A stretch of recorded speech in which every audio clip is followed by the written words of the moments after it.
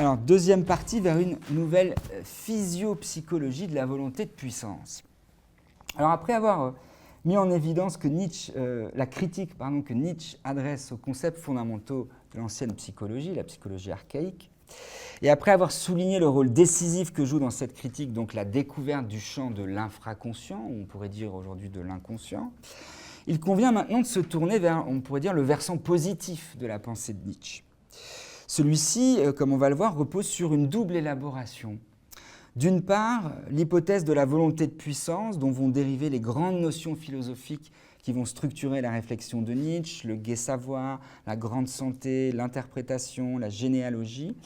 Et d'autre part, comme vous allez le voir, un ancrage dans le discours de la physiologie de son temps, qui confère à cette nouvelle psychologie sa portée critique et empirique. Donc il désaxe en quelque sorte le vocabulaire de la psychologie vers celui de la physiologie pour en renouveler le vocabulaire.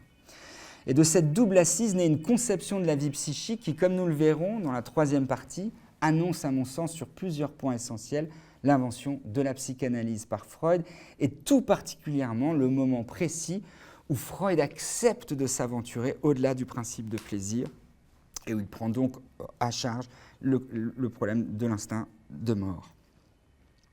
Alors le statut critique d'abord des instances infraconscientes. Qu'est-ce que c'est que ces instances infraconscientes Alors, j'aimerais d'abord donc revenir sur le sens que Nietzsche attribue à l'ensemble de ces instances infraconscientes, qu'il substitue à la fois donc à l'unité des intentions du sujet et à la simplicité de sa volonté. Et ce qu'il faut d'abord remarquer, je crois, c'est la diversité du vocabulaire qu'il mobilise pour désigner ces instances. Il parle tour à tour d'instinct, de pulsion, d'affect, mais aussi de désir, de passion. Il évoque aussi des tendances, des penchants, des inclinations et même parfois des aspirations. Autrement dit, Nietzsche puise dans des registres extrêmement différents, celui de la biologie, instinct, pulsion, celui de la physiologie, tendance, réflexe, celui de la psychologie, passion, inclination, affect, celui de la philosophie, désir, amour. Et cette multiplicité de termes, qui souligne à la fois la richesse et la complexité de ce qu'il nomme l'infraconscient, invite quand même à une interrogation. Nietzsche a-t-il voulu établir une terminologie rigoureuse, distinguant avec précision chacune de ces notions ? Ou bien, au contraire, les emploie-t-il de manière volontairement souple, afin d'éviter que ces concepts ne figent sa pensée et de laisser ouverte la possibilité de nouvelles perspectives sur ce que nous appelons l'âme humaine. Et en cela, d'ailleurs, je trouve qu'il rejoindrait les réflexions de Freud au début de la métapsychologie en disant qu'une science ne peut pas se fonder sur des concepts fondamentaux qui resteraient fixes éternellement. Alors, donc, c'est à cette question et à l'ambiguïté féconde qu'elle met en lumière que je voudrais donc consacrer ma prochaine partie.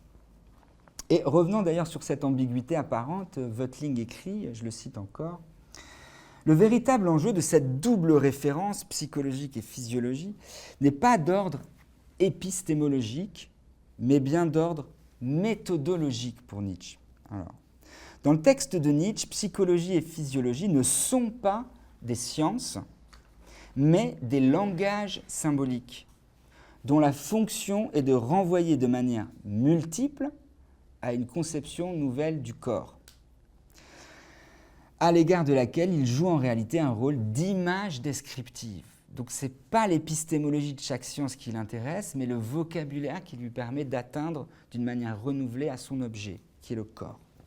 C'est donc un faux problème qu'aborder la psychologie et la physiologie chez Nietzsche dans la perspective d'une béatification des sciences, en espérant y déceler des rapports de priorité absolue.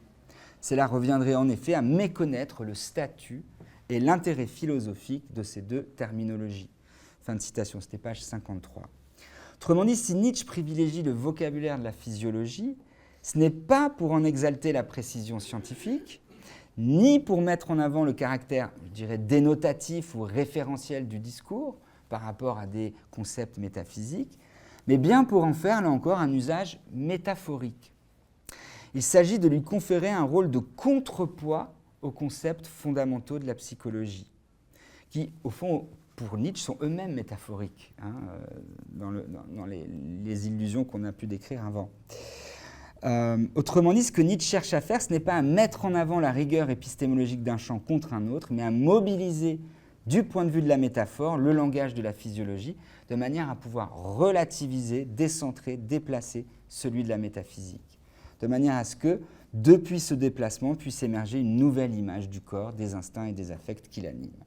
Alors, revenant sur ce point, Voeteling écrit encore: le terme d'instinct chez Nietzsche est ainsi privilégié lorsqu'il veut insister sur le caractère dérivé de la conscience et lui opposer le caractère infraconscient des processus originaires de volonté de puissance. D'ailleurs, lorsqu'il veut rappeler l'homme qu'il est avant tout un animal et non un pur esprit. Alors que le terme d'affect est utilisé lorsque Nietzsche veut renvoyer à la volonté de puissance comme affectivité et souligner le rôle joué par la capacité d'être affecté et la recherche de la domination dans les processus élémentaires d'interprétation.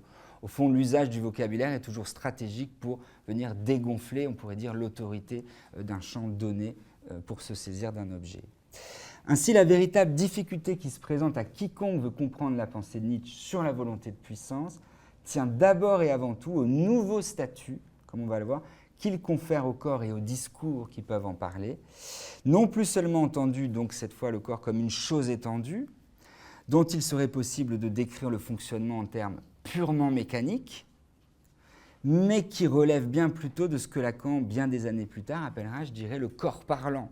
C'est-à-dire, comme on va le voir, en fait, quelque chose qui a un statut mixte, qui est ni strictement spirituel, ni strictement corporel, mais qui est une immixtion, comme le disait Lacan, de quelque chose de spirituel dans une matière vivante.